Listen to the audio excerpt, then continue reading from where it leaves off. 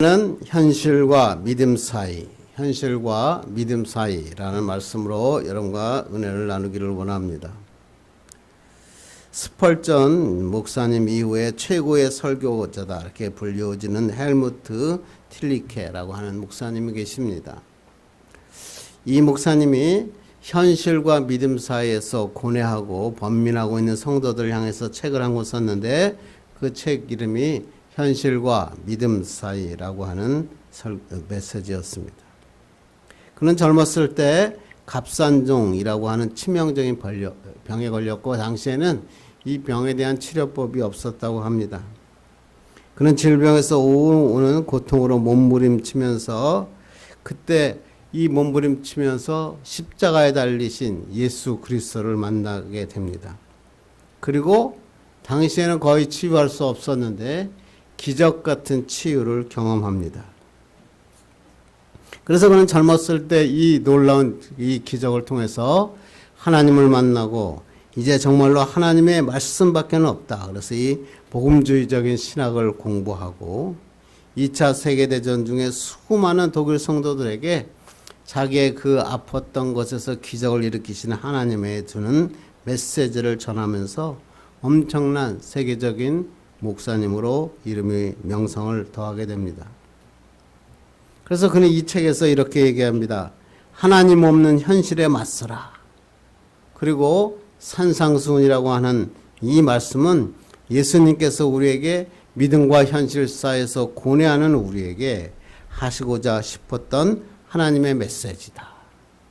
그래서 그 메시지의 그 답은 뭐냐면 너희에게는 복이 있나니. 이 목사님은 너의 삶에서 어렵고 힘들고 고뇌하지만 하나님께서 우리에게 하시고자 싶었던 말은 너희에게는 복이 있나니 라는 말씀이라고 합니다. 이 책을 보니까 이렇게 써 있더라고요. 미래가 너에게 주어졌다. 약속이 가득하다. 내 인생과 역사의 배가 항구를 향해 나아가고 있다. 너는 여전히 위험한 파도를 넘나들고 허리케인이 포효하고 마음의 공포를 일으킨다. 그러나 무슨 일이 있더라도 방황하지 말라. 너를 위해 준비된 미래가 은혜로 너희 위에 임하게 될 것이다. 그러면서 마지막 결론이 이렇게 합니다. 현실을 보지 말고 믿음을 가지고 예수님의 손을 잡고 사는 사람이 되어라. 그렇게만 하면 하나님의 영광을 너 인생 가운데 보하게 될 것이다 라고 얘기합니다. 그리스도인들이 살아갈 때 이 말이 필요하죠. 우리의 삶에도 두 가지 축이 있습니다.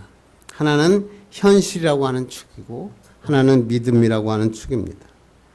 이 상황에서 우리가 현실을 따라 살 것인가 믿음을 따라 살 것인가 우리는 평생 동안 선택하며 결정하며 사는 겁니다. 독일에 나온 시인 괴테가 이런 얘기를 하죠. 너무나 많이 아는 얘기죠. 첫 단추를 잘못 끼우면 마지막 단추는 끼울 구멍이 없다 라고 하는 명언, 아주 명언 많은 사람들이 사용하고 있죠.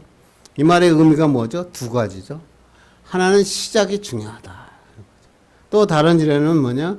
모든 일에는 순서가 있다. 이런 거죠. 그런데 처음 시작을 잘못하거나 순서를 잘못 정하면 잘못 길을 가면 아무리 잘 가는 것 같고 열심히 해도 결과는 뻔하다. 이런 거죠. 그래서 인생의 첫 단추는 그래서 그만큼 중요하다는 거예요. 근데 우리 그리스도인에게 이 믿음의 첫 단추가 뭘까요? 여러분 믿음의 우리 인생에서 그리스도인에게 가장 중요한 첫 단추는 뭐냐면 믿음입니다. 믿음. 하나님을 온전히 믿고 따르는 것. 그것이 우리 인생의 출발점이다. 왜 그러죠? 하나님께서는 모든 것의 알파와 오메가이시기 때문에 모든 것의 시작이시기 때문이다. 모든 세상 만물이 하나님으로부터 시작됐죠. 우리의 생명, 우리의 구원도 하나님으로부터 시작됐습니다. 우리의 가정, 건강, 성공 하나님으로부터 시작되는 것입니다. 그러므로 우리가 하나님을 믿지 않고 하나님으로 시작되지 않으면 축복의 삶을 살 수 없는 것입니다.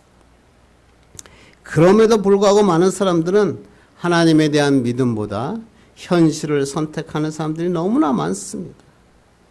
그런데 믿음 없는 현실은 과정도 매우 힘들겠지만 설사 과정을 통과해서 성공한 것 같이 느껴져도 나중에는 추락을 경험하게 되는 것입니다.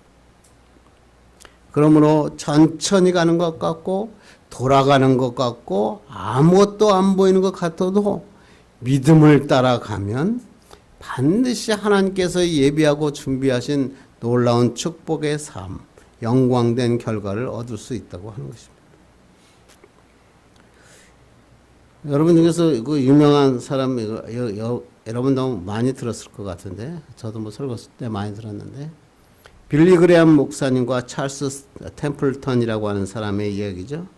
미국의 20세기를 대표하는 최고의 전도자, 그러면 빌리 그레엄 목사님, 찰스 템플턴이라고 하는 사람이 있었습니다. 찰스 템플턴은 빌리 그레엄 목사님과 나이도 거의 비슷했고 젊은 시절에 전 세계를 같이 순회하면서 복음을 전해왔던 엄청난 전도자입니다. 특별히 템플턴은 젊은이들을 변화시키는 특별한 은사가 있었고 그는 10대 때 방탕한 생활을 하다가 그 방탕한 상태에서 하나님으로 돌아왔기 때문에 그 사람의 집회를 가면 젊은이들이 이해하고 젊은이들이 그 목소리를 듣고 메시지를 듣고 하나님으로부터 돌아오는 놀라운 역사가 막 일어났습니다. 그러던 템플턴 씨가 1959년, 제가 목사님이라고 안 그런 이유는 나중에 목사직을 버렸기 때문에 그래요. 당시에는 템플턴 목사는 1959년에 신앙적 회의에 빠집니다. 그는 목사의 직분을 던져버립니다. 성경도 믿지 않겠다고 선언해 버립니다. 그리고 교회를 떠나갑니다. 전 세계가 뭐 그냥 많은 소용돌이에 빠졌습니다. 그는 이렇게 이야기합니다. 하나님의 존재를 부정하는 것은 아니지만 하나님이 살아계시지 않는지는 잘 모르겠다. 전 세계를 다니면서 그토록 많은 젊은이들과 불신자들에게 하나님의 메시지를 전해서 하나님께로 인도했던 전도자가 하루아침에 폭탄 선언을 하고 그리스도인들은 막 놀랐습니다. 그가 하나님을 떠난 이유는 뭐냐면 이 아프리카의 눈물이라는 사진 한 장 때문이었습니다. 라이프지에 실린 이 사진은 북부 아메리카 한 지방의 여인이 죽은 아이를 안고 원망이 가득 찬 눈으로 하늘을 쳐다보는 그런 사진이었습니다.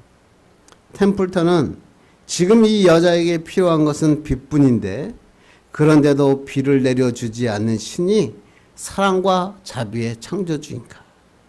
천지를 만물을 지은 하나님이 있다면 어떻게 이럴 수가 있는가? 더 이상 나는 하나님을 믿을 수 없다. 이렇게 얘기하고 하나님을 떠나갑니다. 참 대단하죠. 그리고 그 옆에 있는 책이 뭐냐면 하나님과의 작별 인사라고 하는 책을 써가지고 세상은 몇천 년 동안에 며칠 만에 지을 수 있는 게 아니다. 세상은 수백만에 걸쳐서 진화되었다라고 얘기합니다. 그래서 그는 51세가 되던 1966년에 기독교와 완전 결별의 무신론자가 되고 각종 매스컴이나 그 텔레비에 나와서 하나님은 살아계시지 않는다라고 하는 것을 전하는 자가 되고 맙니다. 빌리 그레엄을 가리켜서 뭐라고 얘기하냐면 당신은 지금 믿음의 눈이 어두워져서 사람들을 지적으로 자살하고 있다. 이렇게 하고 공격했고 언론과 영화에 출연하면서 영화도 출연하고 돈도 엄청나게 법니다.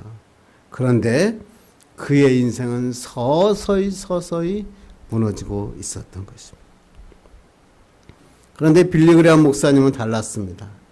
이야기를 듣고 빌리 그레엄 목사님은 산으로 올라갑니다. 그리고 거기서 회의와 의심 가운데서 어떻게 템플턴이 저렇게 될 수가 있을까? 그러면서 회의하고 의심하고 있었을 때 그 산에 무릎을 꿇고 기도합니다. 아버지, 믿음으로 하나님 내가 삶을 살게 해 주십시오. 그랬더니 하나님께서 말씀하십니다. 이 말씀 성경책을 붙잡으라. 빌리그레암 목사님은 이 성경책을 붙잡고 이렇게 기도합니다. 지식적 의문과 회의보다 믿음을 더 앞자리에 놓겠습니다. 믿음밖에 없다. 이 말을 생각하면서 말씀으로 다시 돌아와 불신과 회의에서 벗어날 수 있었습니다. 그래서 이 빌리그레암은 이 사건 이후에 오직 모든 인생의 답은 성경에 있다라고 확신한 전도자가 된 것입니다. 오직 믿음, 오직 성경 이것을 주장하고 빌리그레암 목사님을 전파했는데 빌리그레암 복음을 전파했는데 그 숫자가 22억 명 됐다 그러고 그 중에 220만 명이 예수 그리스도께 돌아오는 역사가 일어났고 미국의 대통령 중에 무려 13명이 빌리그레암 목사님 앞에 기도하고 선서를 했습니다. 뿐만 아니라 전 세계에 영향을 미치고 세상을 떠나가셨습니다. 분명히 두 사람은 하나님으로부터 시작한 두 사람이었는데 한 사람은 하나님의 놀라운 전도자로 사역하며 인생을 마무리했는가 하면 한 사람은 평생 죽음과 공포 속에 떨다가 그 다음에 하나님을 부정하고 죽고 만 것입니다. 두 사람이 이렇게 다른 길을 선택하고 걷게 된 이유가 뭡니까? 그것은 현실과 믿음 사이에서 무엇을 선택했냐. 한 사람은 현실을 보고 좌절하고 의심하고 회의한 것입니다. 그러나 믿음을 선택한 사람은 하나님의 역사를 경험하고 하나님의 능력을 경험하는 자로 살게 되는 것입니다. 그러므로 우리가 현실과 믿음 사이에서 무엇을 선택하느냐 그만큼 중요한 거예요. 무엇을 선택하느냐에 따라서 진정한 축복의 삶으로 마무리를 할 수 있는가 아니면 파멸과 오멸 속에서 오일 속에서 살아갈 수 있는가. 그러므로 우리는 살아가면서 어떻게 하실까요? 오직 믿음, 오직 하나님만 붙잡고 살아가야 되죠. 그래서 성경은 이렇게 말씀하고 항상 이렇게 하죠. 그러면 현실과 믿음 사이에서 믿음을 선택하고 가려면 무엇이 필요합니까? 우리가 어떻게 해야 됩니까?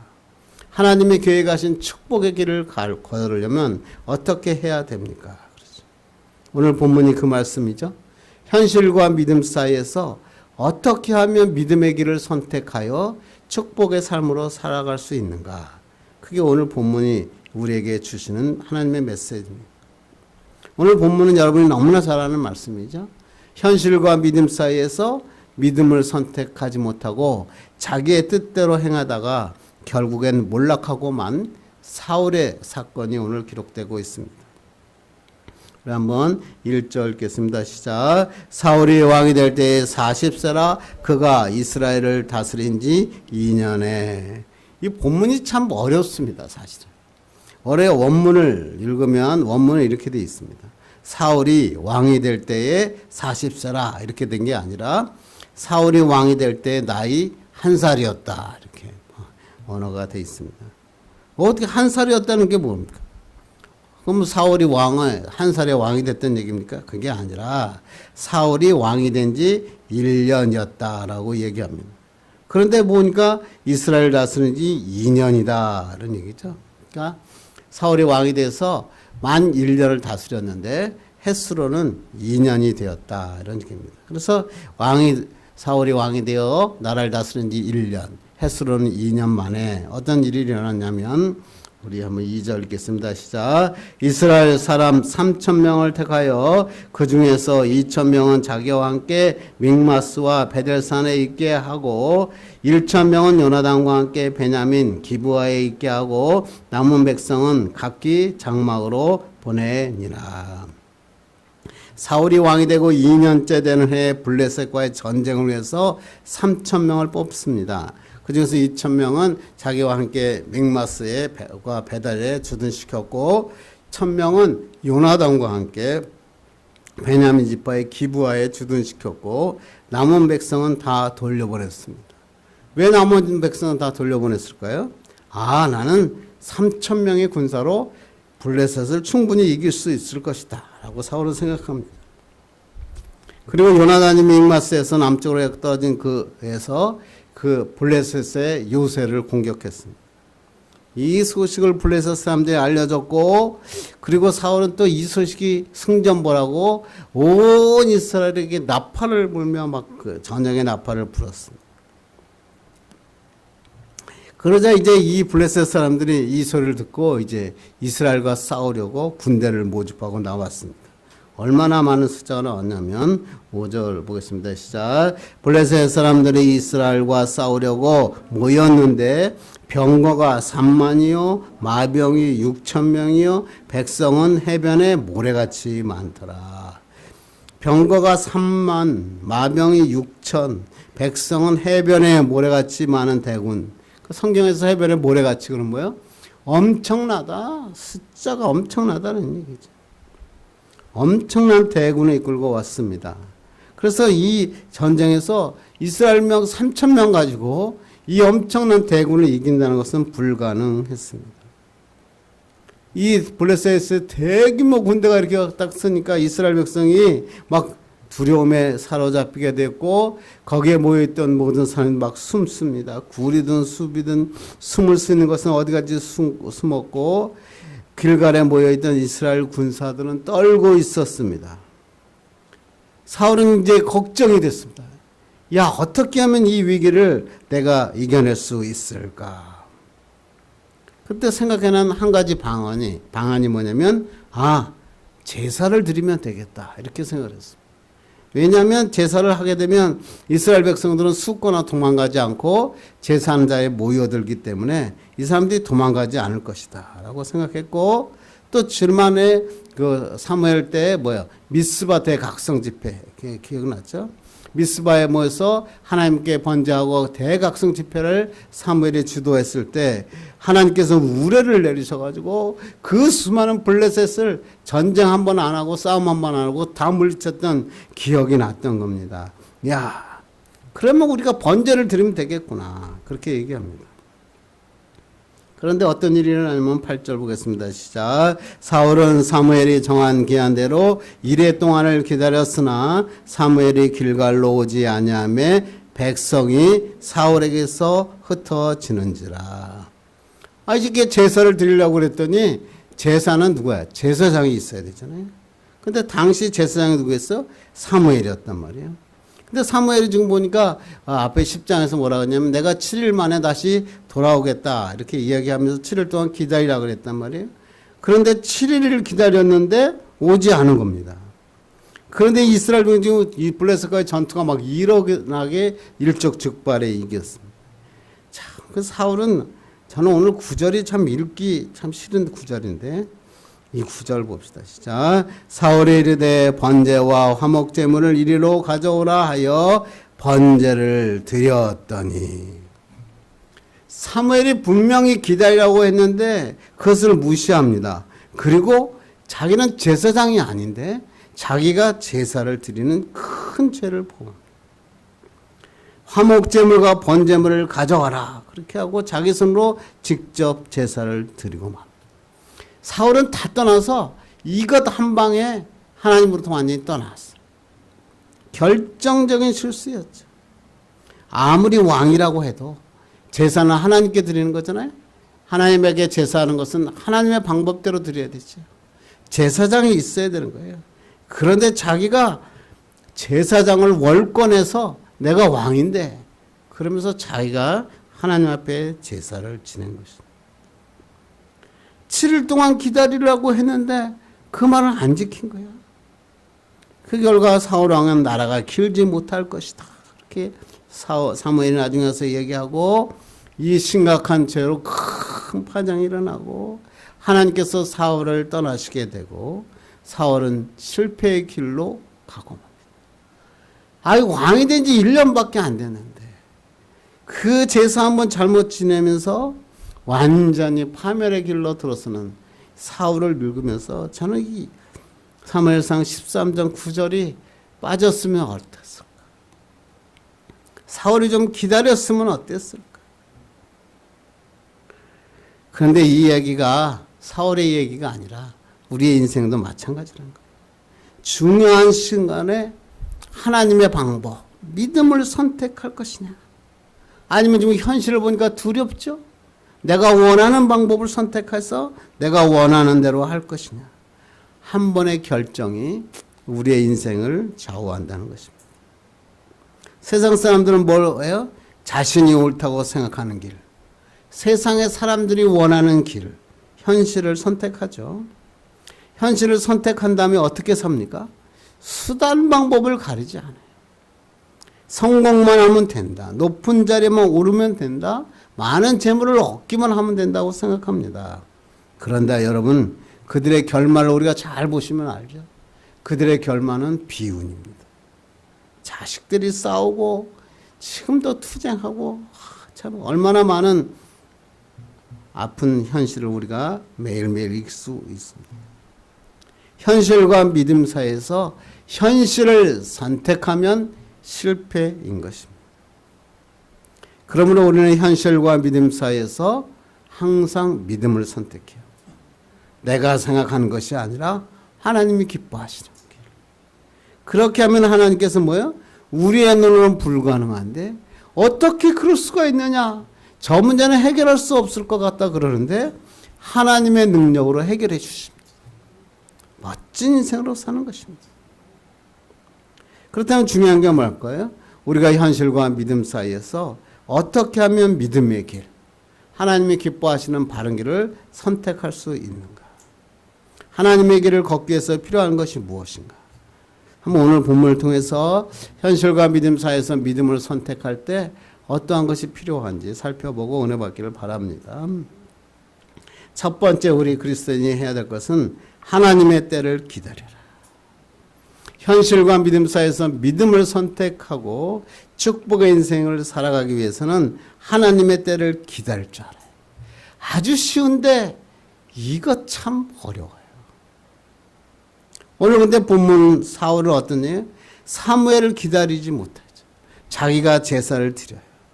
제사장이 해야 할 일을 자기가 월권한 겁니다. 그때 사무엘이 와서 뭐라고 얘기합니까? 11절 12절 보겠습니다. 시작. 사무엘이 이르되 왕이 행하신 것이 무엇이냐 하니 사울이 이르되 백성은 내게서 흩어지고 당신은 정한 날 안에 오지 아니하고 블레셋 사람은 믹마스에 모였음을 내가 보았으므로 이에 내가 이르기를 블레셋 사람들이 나를 치러 길갈로 내려오겠거늘 내가 여호와께 은혜를 간구하지 못하였다 하고 부득이하여 번제를 드렸나이다. 오늘 사무엘이 와가지고 얘기하죠. 왕이 행하신 일이 무엇입니까? 그 이유는 뭐야? 그러면서 책망하는 건 뭐야? 어리석다 이거죠. 그런데 이 사울이 이걸 보면서 얘기합니다. 세 가지 얘기를 하면서 자기가 제사를 드릴 수밖에 없었던 이유가 뭐냐면 세 가지인데 첫째가 뭐예요? 백성들은 흩어지고 있다. 그렇게 얘기하죠. 또 뭐라고 하죠? 사무엘 당신이 정한 날에 오지 아니했다. 세 번째 뭐예요? 블레셋 사람들이 믹마스에 와서 우리를 쳐들어 오려고 한다. 이 세 가지 사항을 하면서 이렇기 때문에 내가 할 수 없이 하나님의 은혜를 구하고 싶어서 부득이하여 번제를 드렸다라고 얘기합니다. 굉장히 합리적이고 합당한 변명이죠. 인간적으로 생각한 것은 맞는 것 같아요. 그러나 이 변명은 잘못된 것입니다. 첫째 뭐냐면 사무엘이 정한 기간에 오지 않았다 그랬죠. 근데 그건 사실이 아닌 거예요. 사무엘은 7일 동안 기다리라고 그랬어요. 그런데 오늘 번제를 드린 날이 7일째 되는 날이에요. 7일째 되는 날 사울이 번제를 드리자마자 막 드리려고 막 드렸는데 바로 사무엘이 온 겁니다. 그러니까 사무엘이 도착한 시간은 7일을 넘어서 온 게 아니라 7일자 원래 한 계획대로 사무엘이 도착한 것입니다. 정확한 시간에 온 거예요. 근데 이 사울은 이 몇 시간, 두세 시간, 뭐 두세 시간도 아니겠죠. 한두 시간. 한두 시간 그걸 기다렸으면 되는데 왜 기다리지 못했을까요? 조급했기 때문에. 큰일 났다, 큰일 났다. 조급함을 가지니까. 조급한 마음을 가지면 잘못된 일을 선택하는 것입니다. 하나님의 뜻을 기다리면 되는데 조급함을 가지니까 자기 마음대로 행동해 버리는 거예요. 오늘 매튜 헨리 주석가가 이 본문을 이렇게 해석했는데 참 은혜가 되더라고요. 만일 해가 질 때까지 두세 시간만 더 기다렸다면 사울은 하나님께 버림을 받지 않고 하나님께서 기뻐하시는 열매를 거둘 수가 있었을 것이다. 그런데 사울은 이것을 기다리지 못하고 조급하게 결정했기 때문에 축복의 기회를 놓친 것이다. 겨우 한두 시간 그것만 기다렸으면 사울은 멋진 왕으로, 후대의 왕으로 계속 남을 수 있을 것인데 두세 시간을 기다리지 못하는 거예요. 우리도 마찬가지죠. 한국 사람의 특징이 빨리빨리 아닙니까? 무슨 일을 하든지 기다리는 것 싫어하죠. 힘들어하죠. 조급함이 있어요. 그렇다고 나쁘다는 건 아니에요. 어떤 일은 빨리빨리 해야 될 때가 있죠. 그런데 영적인 삶에서는 하나님이 정하신 때까지 기다리는 게 더 중요해요. 하나님의 때까지 기다리면 하나님의 사이즈의 축복을 받는 거예요. 이게 바로 하나님의 메시지예요. 이런 기다림에는 꼭 필요한 게 뭐예요? 믿음이죠. 믿음. 하나님이 반드시 이를 이루실 것이다라고 하는 믿음이 있으면 기다릴 수 있는 거예요. 이 믿음이 없으면 기다림이 사라져요. 조급해지는 거예요. 하나님의 때를 기다리지 못해요. 자기가 할 수 있다고 생각해요. 애쓰고 시작했는데 결과를 보니까 완전히 참패해요. 내일 새벽에 우리가 애쓰고 창세기를 나누고 있는데 여기 보면 야곱의 얘기가 많이 나오거든요. 야곱을 보면 어머니 리브가가 있어요. 하나님께서 이 야곱에게 놀라운 축복을 주겠다고 약속하셨잖아요. 리브가에게 직접 하셨는데 하나님의 때를 기다리면 되잖아요. 그러면 리브가가 그렇게 사랑하던 야곱과 그것을 써서 행복하게 축복의 삶을 살 수 있었을 텐데 리브가는 어떻게 돼요? 어떻게든지 빨리 축복을 받기 위해서 아버지 이삭이 이제 눈이 점점 어두워지니까 이삭을 속여가지고 축복 기도를 받아요. 참 불행한 삶이죠. 이 축복 기도 하나 잘못 받아가지고요. 20년 동안 야곱은 정말 눈 묻힐 겨를도 없이 고생하고 사기당하고 험난한 인생을 살고 죽으면서 뭐라 그래요? 나는 험난한 삶을 살았다. 그렇게 얘기했잖아요. 왜 이렇게 그냥 그 축복의 삶을 하나님이 준비하셨는데 야곱은 이렇게 험난한 삶을 쩔뚝거리로 쩔뚝쩔뚝 거리면서 인생을 살게 됐죠. 하나님의 약속을 온전히 믿지 못했기 때문에 하나님의 때를 기다리지 못했기 때문에 그렇습니다. 그러므로 아무리 힘들어도 주님의 때까지 기다리신 여러분 되길 간절히 바랍니다. 어떤 사람은 그리스도인 중에서 기도는 와서 열심히 하는데 그의 삶에 보면 축복의 삶을 살지 못하는 사람들을 가끔 봐요. 왜 그럴까요? 여러 가지가 이유가 있겠죠. 그런데 가장 큰 이유는 기도한 이후에 하나님의 때까지 기다리지 못하는 거예요. 기도는 하는데 나가서는 자기 뜻대로 하는 거예요. 기다리지 못하고 자기의 방법대로 행할 때 삶에는 어려움이 오는 것입니다.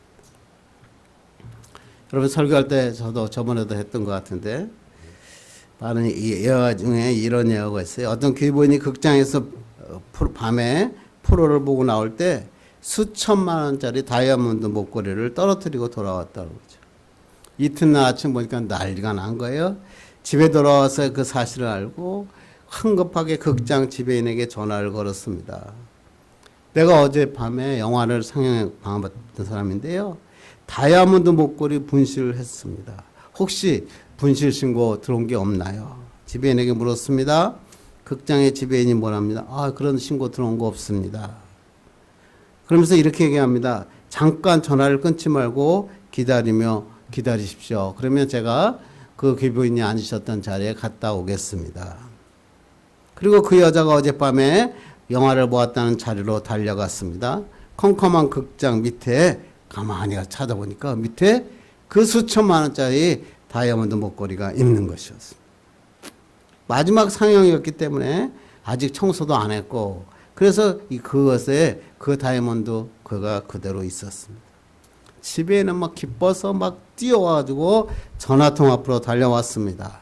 그리고 전화기를 대고 여보세요, 여보세요. 그런데 응답이 없었습니다.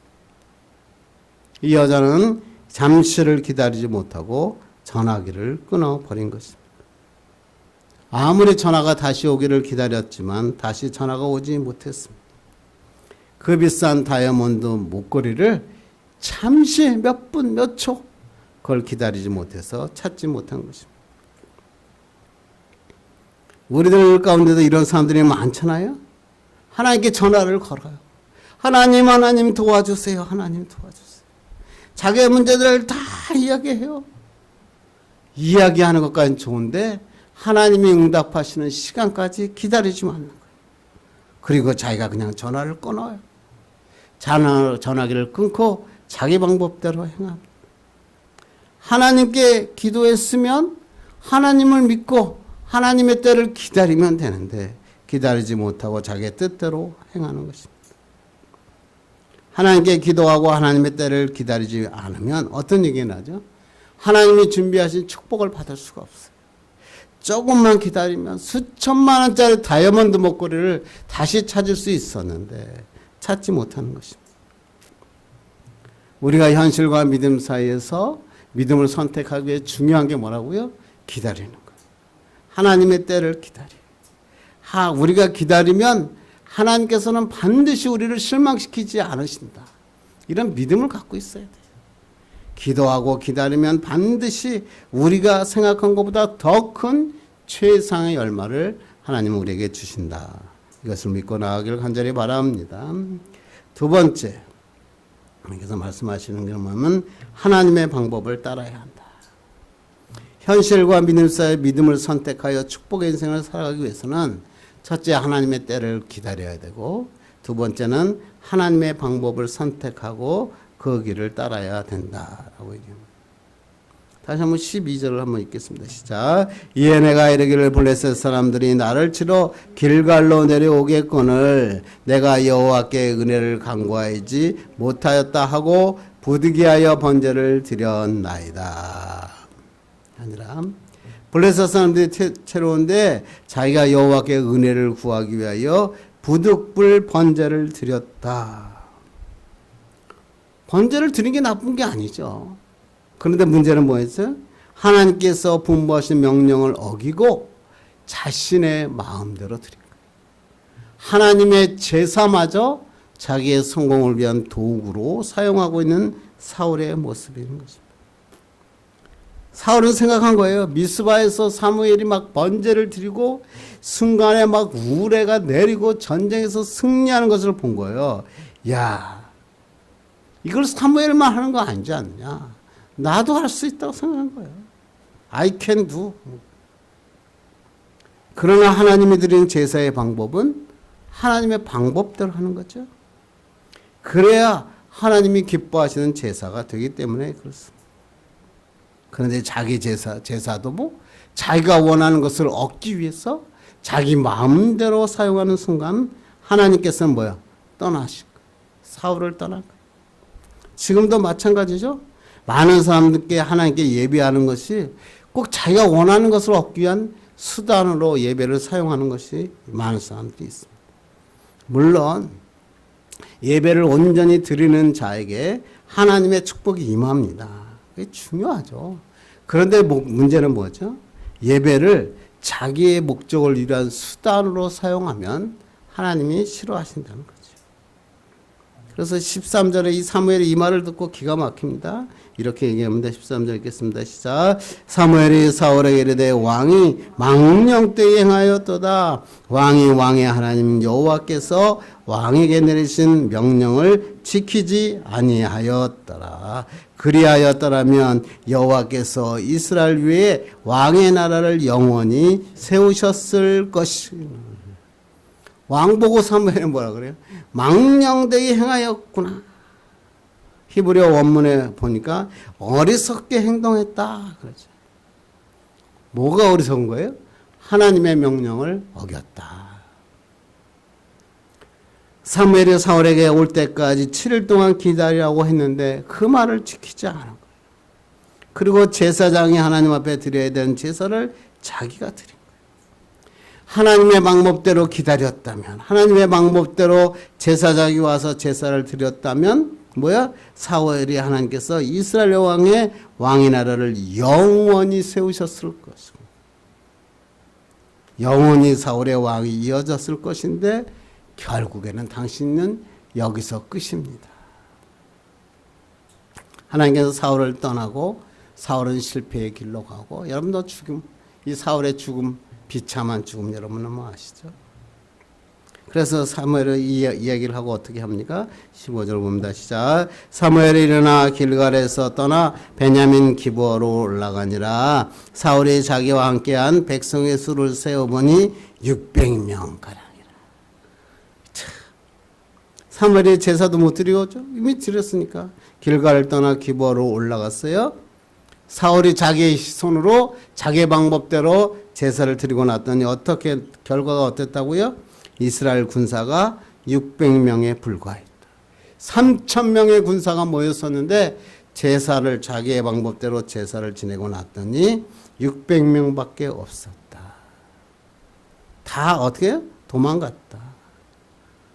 지금 자기가 제사를 드리면 잘 될 것 같고 막 지름길을 갖고 내가 영웅이 될 것 같은데 결국은 실패의 길, 사망의 길로 달려간 것입니다.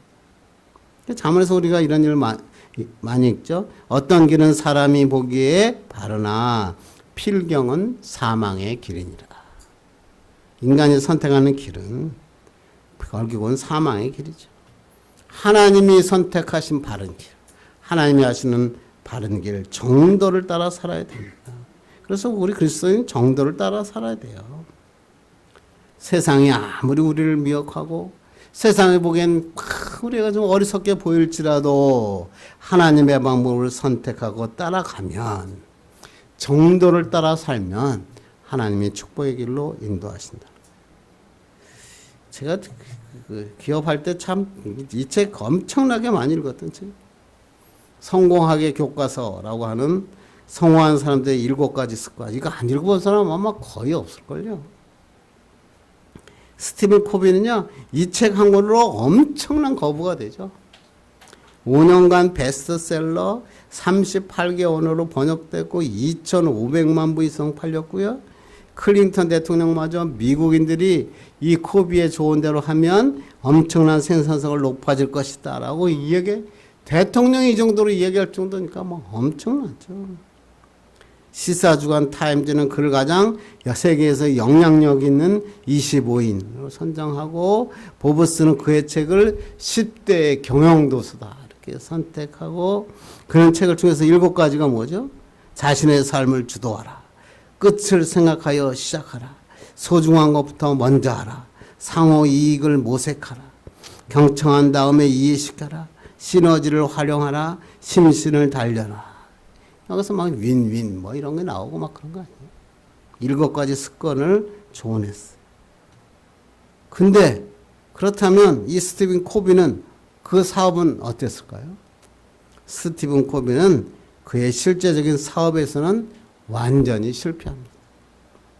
미국의 플랭클린 퀘스트를 합병해서 플랭클린 코비라는 회사를 만들었는데, 이 회사는 결국 파산 직전에 몰려들게 됐고, 이사회에서는 이 코비를 회장, 경영진에서 그것을 배제시킵니다. 그리고 스티븐 코비가요, 2011년에 파산 신청을 하죠. 그리고 2012년에 병을 얻어서 생을 마감합니다. 성공하는 7가지 습관을 한 이 최고의 경영도서라고 하는 책을 쓴 사람이, 그가 법원에 파산 신청을 하자 기자들이 몰려들었습니다. 그 기자들이 코비에게 이르게 합니다. 당신은 성공학의 전문가인데 왜 파산하게 되었습니까?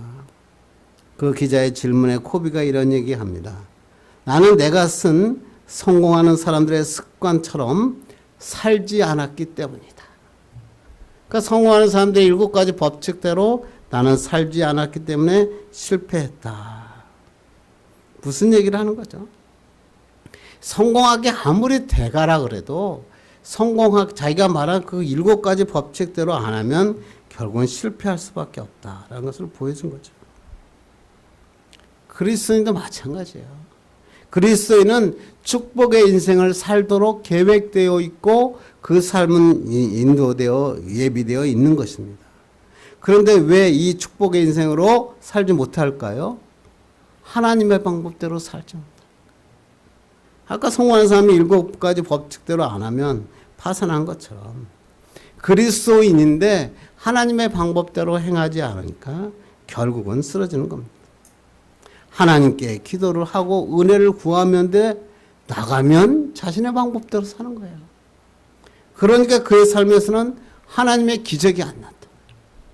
예수 믿는다며 하나님이 구해주신다며 그런데 자기 방법대로 사니까 하나님의 기적이 안 나타나요. 어떻게 해야 될까요? 그리스도인은 우리는 하나님의 방법대로 하나님의 정도를 걸어가야 돼요. 비록 돌아가는 것 같고 힘들어 보이고 그렇지만 우리는 뭘 믿어요? 하나님께서 책임져 주실 것이다. 이게 뭐예요? 믿음이죠. 믿음.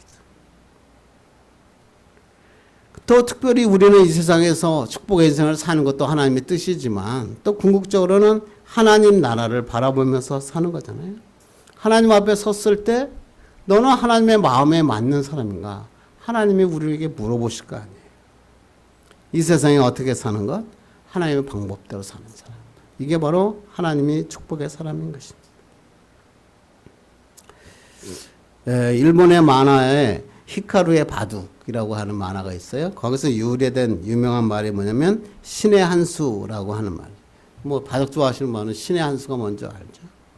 바둑에서 한 수 때문에 승패가 엇갈리게 되는 수. 이걸 갖다가 우리는 신의 한 수. 바둑을 두다가 신의 한 수를 딱 두면 승패가 끝나는 거예요. 그래서 이 신의 한 수란 말이 바둑에서뿐만 아니라 어떤 일을 처리하거나 해결하는데 매우 뛰어나고 기묘한 수다. 이것을 갖다가 이 국어사전에 신의 한 수다라고 이렇게 등록이 되어 있어요. 우리들의 삶에도 신의 한 수가 있어요. 신의 한 수가 뭐죠? 믿음이야, 믿음. 인생을 살 때 믿음이라고 하는 수를, 신의 한 수를 하나님께 우리가 두어야 되는 거예요. 그러면 축복의 인생으로 바꿔집니다. 승리하는 삶을 사는 거예요. 현실과 믿음 사이에서 믿음을 선택하는 것이죠. 그런데 이 믿음은요, 내가 얻을 수 있는 게 아니에요. 믿음은 하나님이 주시는 거예요. 그러니까 우리가 믿음을 얻기 위해서는 어떻게 해야 돼요? 기도해야 돼요. 말씀을 많이 봐도 기도하지 않으면 믿음이 안 생겨요. 하나님 앞에 기도할 때 성령께서 우리에게 인도하셔서 성령께서 우리를 믿음을 갖게 하시는 것입니다. 그래서 우리는 기도해야 돼요. 그러기에 기도하고 하나님 앞에 기도하지 않으면 현실을 보면서 자꾸만 현실에 집중하는 거예요. 하나님의 약속보다는 현실에 집중하면 조급함이 생겨나요. 자기의 때 자기의 방법대로 나가게 되는 것입니다. 그러므로 우리는 이 믿음을 가지고 하나님 앞에 온전히 나갈 수 있도록 하나님 앞에 기도하시고 기도하는 후에 주어진 이 믿음을 붙잡고 하나님의 때를 기다리고 하나님의 방법대로 살아 축복의 인생 사는 여러분 되기를 주님의 이름으로 축원합니다. 기도하겠습니다. 하나님 아버지 감사합니다. 오늘도 현실